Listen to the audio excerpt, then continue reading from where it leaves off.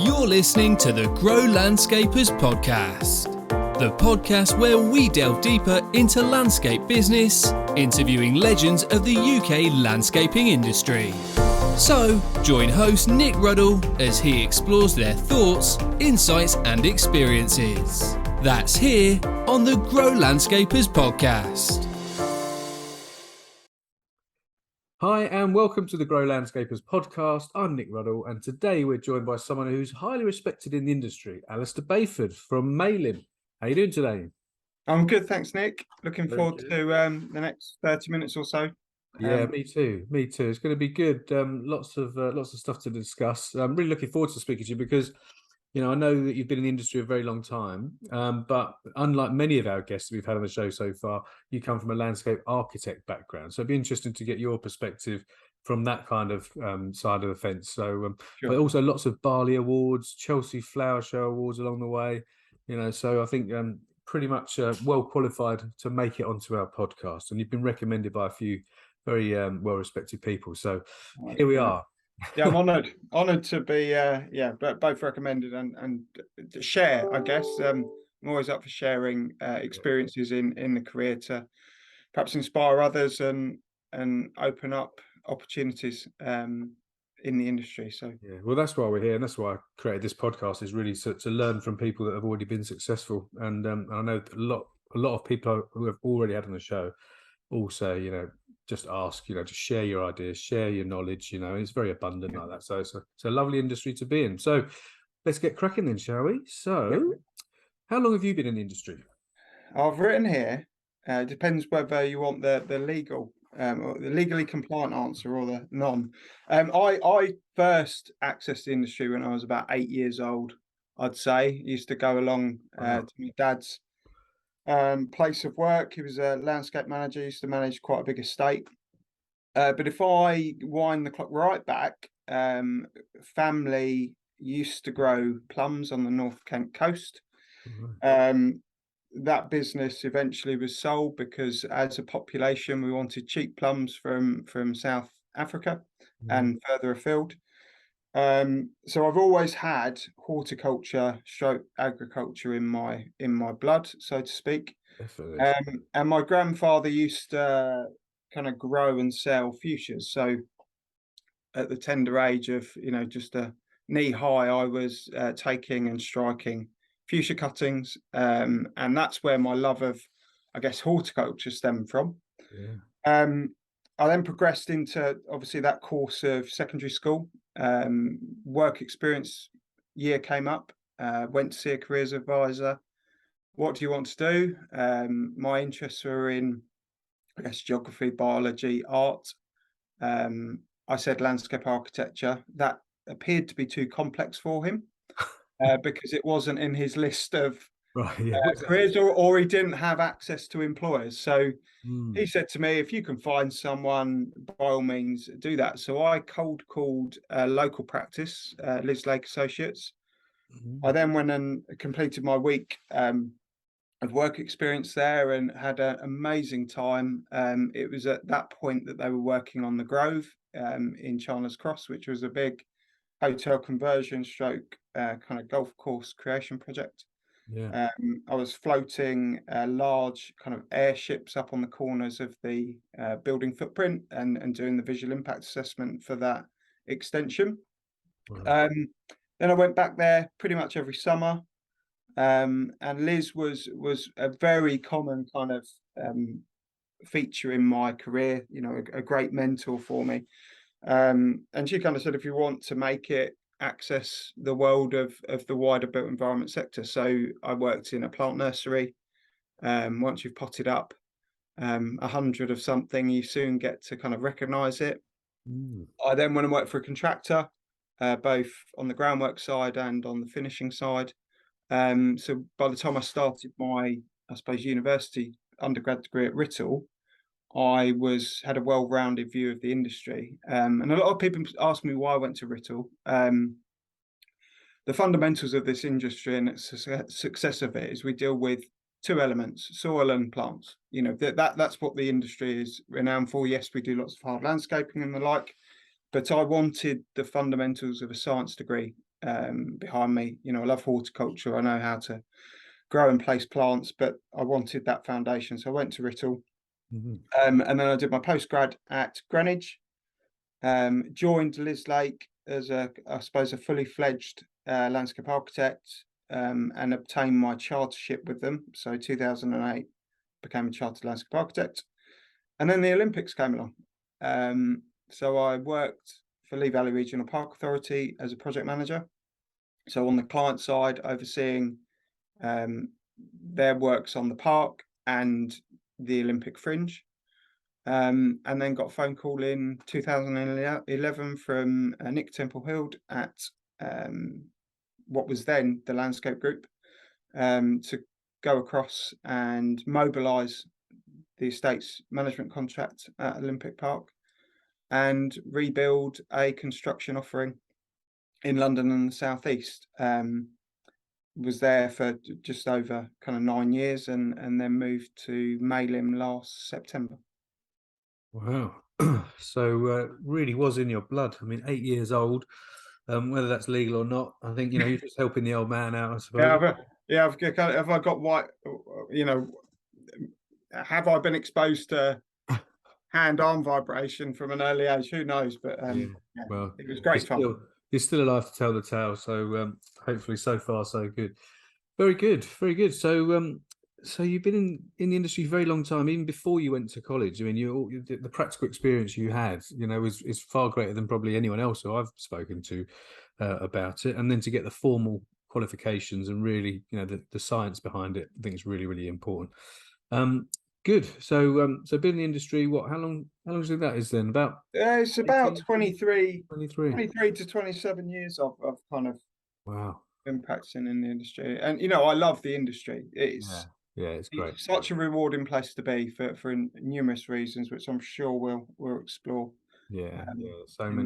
So many great people, so abundant, and so much knowledge, and just nice, good eggs, aren't they? They just look really good, nice, genuinely helpful people. So what made you join Malin then? What was it that made you join where you're currently at?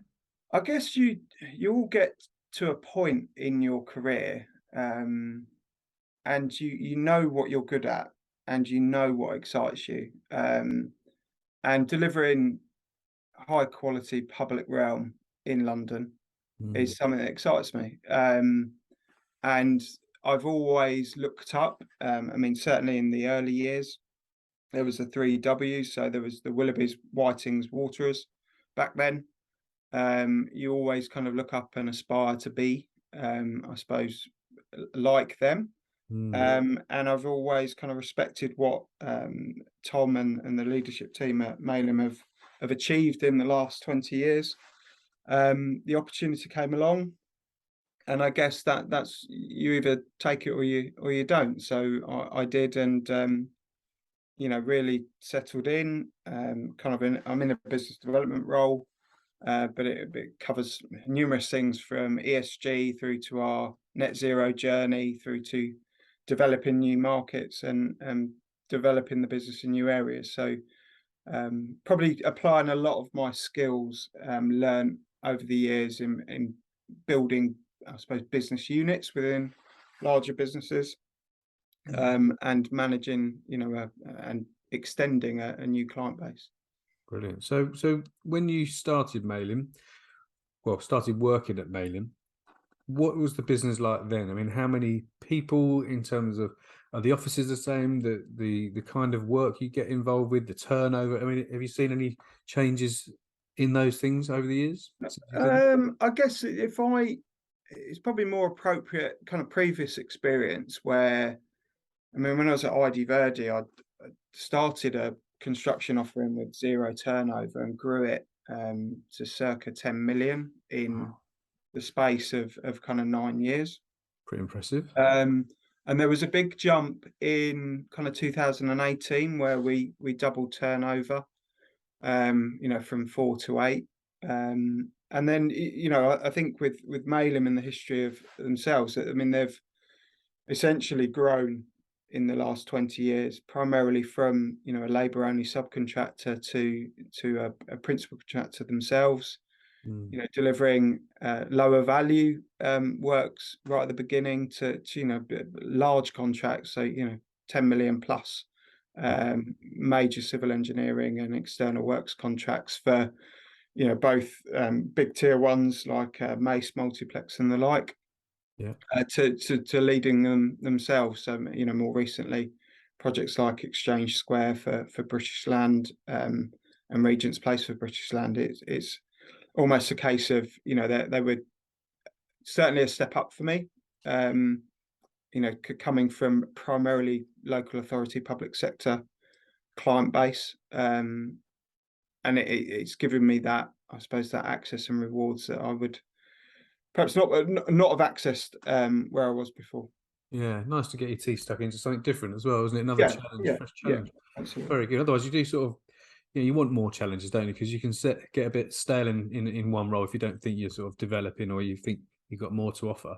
Yeah. So, okay, so from your years of building the companies you've been at and developing those, what do you think the most important elements are to running a successful business? There's a million question. I've got a list. Right. I mean, it's open-ended, isn't it? But I mean, top of that list is cash. Cash is king. Yeah. It's no good sat on the balance sheet. It's something I learned very early on. Had a great FD and then CEO in Doug Graham. He taught me that. I think you can't run a business without cash. Yeah. So that's, I'd say, primarily. Next is people. Yeah, definitely. We are so reliant on people, whether that be directly employed or subcontractors or agency.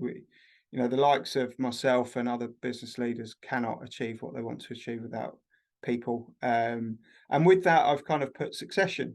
I think our lives in business are based on succession planning. I've always developed people on that basis. We're always RAG status individuals in terms of those that are flight risk, those are have capacity and aptitude and desire to progress. So succession planning is key. And I think in my world, I've worked for private equity backed businesses and local authority, and I suppose now a privately owned business. Exit plans. I think a lot of people in business often forget that certainly if it's their own, what does the business look beyond my involvement? And an exit strategy, exit plan for those leaders of business is often slightly overlooked, because I think whatever you do, you always plan, certainly in my world, whether I own a business or not, for tomorrow. If I'm not here, who's sitting in my seat? Yeah, that's really important. Planning, business planning. I think a lot of your guests have talked about robust business plans. I've been intrigued listening to them as to their different approaches. So some have long-term business plans, and other, have very short-term, 12-week. Run a business on a quarter, which is something that really applied in my days at Ardi Verdi. Plan for risk. We live in a very volatile, up and down world, particularly in construction, where risks do exist. Yeah. Communication, engagement, that's absolutely key, whether that's externally with clients, internally with people. And I've got service to clients. We're a business, whether you're B2B or B2C, we are reliant on a client base. You're as good as your last job. So that's something that is incredibly important. And I kind of put the bits that set you out. So what is your USP? Innovation is absolutely key. Standing out from what is a saturated market. There's lots of people doing this at various scales, and it doesn't matter whether you're a $1 million turnover business, a 200,000, or a multi-million turnover business. Your sales and who you're working for are paramount. And today, more importantly than ever, when you look at both diversity challenges, skills, climate change, biodiversity emergencies, I think we all need to innovate. Absolutely. Yeah. And as I've said, I suppose last one on here is authentic leadership. Expand on that. Well, I've in my career, I've had the benefit of great leaders and not so great leaders. Yeah, yeah, And authenticity in leadership is absolutely key. Transparency. Let's talk about the good, the bad, and the ugly. And yeah. I think a lot of people, and certainly something I've learned over the years, is if you don't talk about the problems, Mm. they never get fixed. And they can be catastrophic problems, or they can be, at the start insignificant, but actually manifest themselves into something more. They tend to, don't they? They don't tend to go away. They tend to get bigger. Yeah, yeah, absolutely. Communicate early enough, you can And, avoid a lot of that stuff. and I remember, first P&L I oversaw that, I think there were a couple of really tricky months. And, I almost feared, it was probably that, what have I learned? What mistakes I made? You fear that call to say, we've made a loss this month, Mm. and for whatever reason, whether it's, people looking at you as you're incapable of kind of looking after it, but Mm. that's what, I remember a conversation with Doug. It doesn't matter what it is, good, bad, or ugly. Yeah. You need to be able to plan for it. If we Well, were if you going to don't make a know about loss, how do we fund that? Yeah. Yeah, if you don't know about it, you don't talk about it, how can you fix it? Yeah. There's no point in burying your head in the sand and hoping it goes away, because that would just be very, well, it just won't really get you where you need to get to, will it? It'd be No. very irresponsible to do that, especially when you've got so many mouths to feed. You've got to face up to these things and Yeah, definitely. take ownership as a business owner.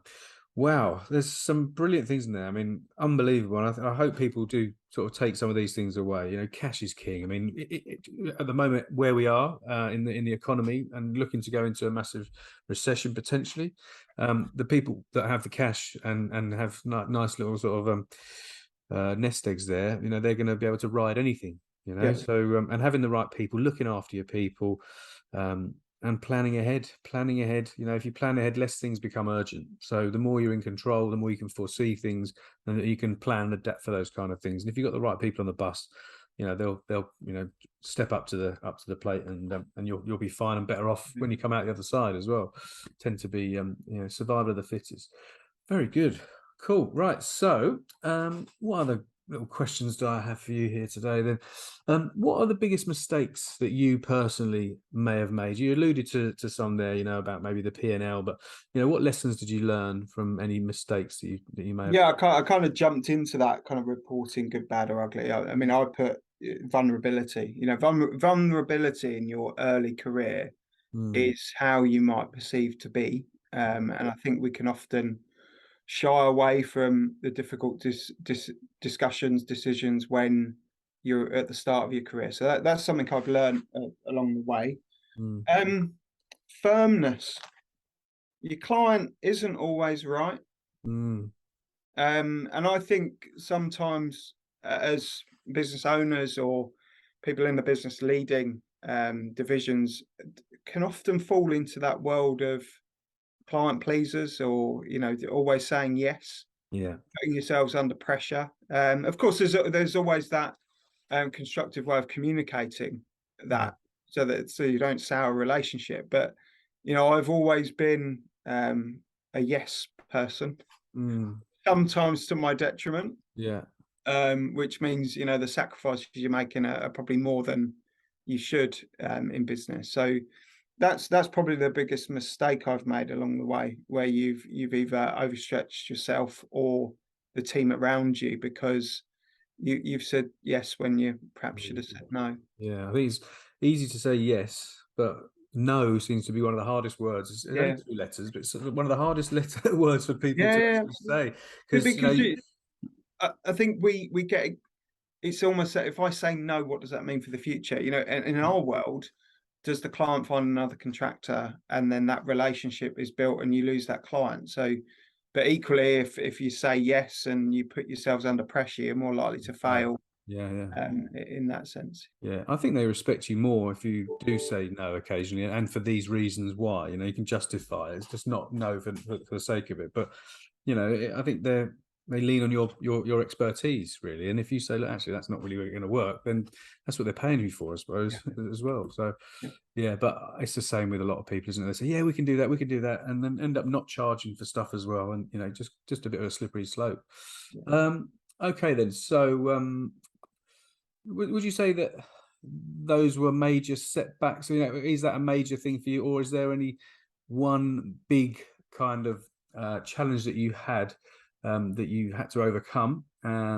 If there was something like that, you know, some major obstacle, you faced up to it, you did something about it. What was the outcome? Have you got any examples? Yeah, I think without getting on a soapbox about skill shortage and people shortage, but you know, I think that's been the biggest challenge throughout my career, finding good people. And I remember mobilising the Olympic Park contract, and it was just me in a van in a big car park with no team. There was no transferring workforce, and we had a contractual obligation to recruit from the host boroughs. Believe me, people in the boroughs of Newham and Waltham Forest didn't know what horticulture was, let alone aspired to be in horticulture. And I think when people ask me what is my, I suppose, what is my proudest reward for being in this industry, it's walking back to Olympic Park now and seeing people that weren't in the industry 10 years ago, that I took through their kind of boot camp to get them ready for work, to take them through their MVQ level 1, 2, and 3, and see them running the park. They're still there, running it. They're still there, and it's. I think we'll always, as business, struggle with the people jigsaw. Yeah. It's always been the biggest challenge and hurdle for me, because if you've got them, if you've got access to knowledge, you can solve anything. That's, you know, I've never shied away from a project that's challenging, because you find a way, and you find the knowledge and the expertise that you need to deliver it. It's so important to have the right people with the right skills and attitude, mindset, and like you say, there's a lot less of those than there are maybe some of the kind of employees that you wouldn't want. Yeah, you know, but it's finding them. And when you do find them, obviously look after them and treat them well, wrap them up in cotton wool, and why would they want to go anywhere else? You know, enrich their lives and give them opportunities, train them, develop them, and they're worth investing into, aren't they? Those people. Okay, then. So, what 3 tips would you give to someone, anyone listening now, to improve the efficiencies and profits of a business, if you've ever been involved in that side of things? Planning is key. I think matching resource to what you've got in the order book is absolutely paramount.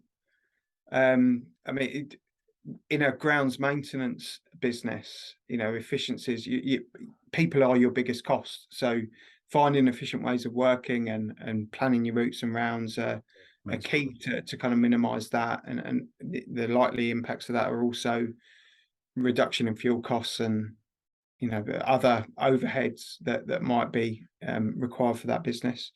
In construction, it's certainly more focused on materials, relationships with suppliers.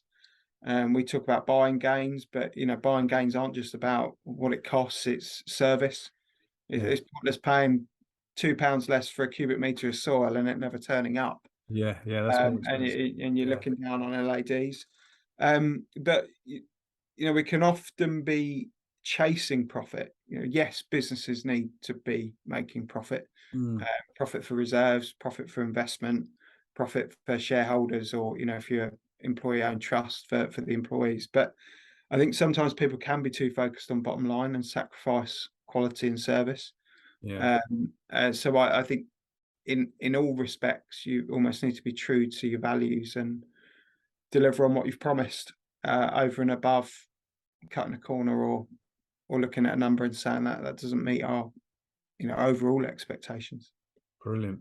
When I talk to you, I can just see the depth of knowledge you have and all the experience you've had over the years when you bring things like that out. And I think, you know, it's priceless information for people to latch onto and to focus on, because yes, you've got to make a profit, but there's so many different ways. Profit is a byproduct of doing everything else really, really well. And if you deliver absolutely well, you buy well, you choose the right suppliers, you've got all these elements that can directly affect the profitability and the gross margin of a project. And if you just focus on doing that brilliant job, and everyone does, and everyone's working in the right way consistently, you're going to get profit anyway. So you can't focus on the profit. The profit is a byproduct of actions. It's an outcome of activity. Yeah, definitely. And I guess the one thing that I always run any business buys, let's not necessarily get excited about gross profit. Let's look at EBITDA, because ultimately that's what's left after you've taken off your overhead, after you've taken off your tax, Exactly. and the rest of it. So we've always tracked performance based on EBITDA, because That's what really counts at the end of the day. yeah, I think the gross margin is a vital financial KPI. definitely. But you've got to know what your break-even gross margin is, so that you know that anything above that, you will be making good profit on your EBITDA. So, but it's amazing how many people who I speak to and start coaching don't really understand the importance of that gross margin, and even in their quotes that go out sometimes, they don't have that kind of calculation in there. It's just like, well, there's the cost, there's direct labor, there's materials. Oh, we'll whack on an extra percentage on top, but that's about as scientific as sometimes it gets. But they've not had the knowledge, the experience or the education of the financial side of running a business. But as we all know, it's probably the most, or one of them, if not the most important places to put your efforts. Okay, very good, very good. Loads of gold nuggets in our conversation today, Alistair. So I think you've touched on my next question already about being the most rewarding. What part of being in business you found the most rewarding? So it's developing people, by the sounds. Definitely developing people, and then environmental change. We work in an industry that makes significant change. We work in an industry where the climate change solution is being focused on. Almost mitigating climate change through what we do. So it's great to go back to a space that's been transformed as a result of your work, and even to go back there 10 years later and see it established is even more rewarding. Yeah, well, the fact that you're making a difference to the world as well, what you're doing as a result of your actions, you're making a positive difference to the sustainability, part of our planet. And it's only going to get more and more and more and more important going forward, as you know. Which is a great thing, obviously. So if you could give any advice to someone who's currently sitting in their business, whether they're a landscape contractor, a designer, an architect, landscape architect, or anyone within a business, that they're stuck and they can't really see the wood for the trees, don't know what step to take next, what kind of advice would you give to them? It's quite simple. Look up, look out. There is a wealth of difference out there in the industry. What are your competitors doing that you're not? What innovations are coming through that can change the direction of travel for your business?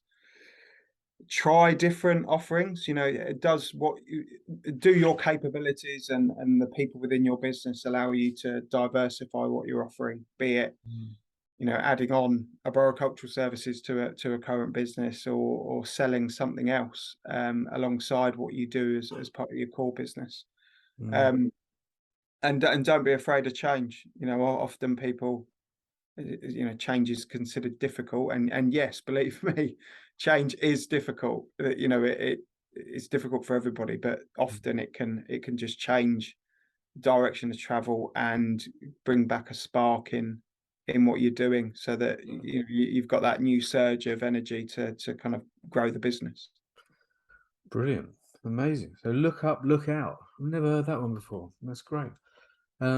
Wonderful. So we're nearly done now, Alistair. I know you're a busy man, so I won't keep you too long. If you could give one or two important golden nuggets to someone trying to build their business today, if there was just one or two, what would they be?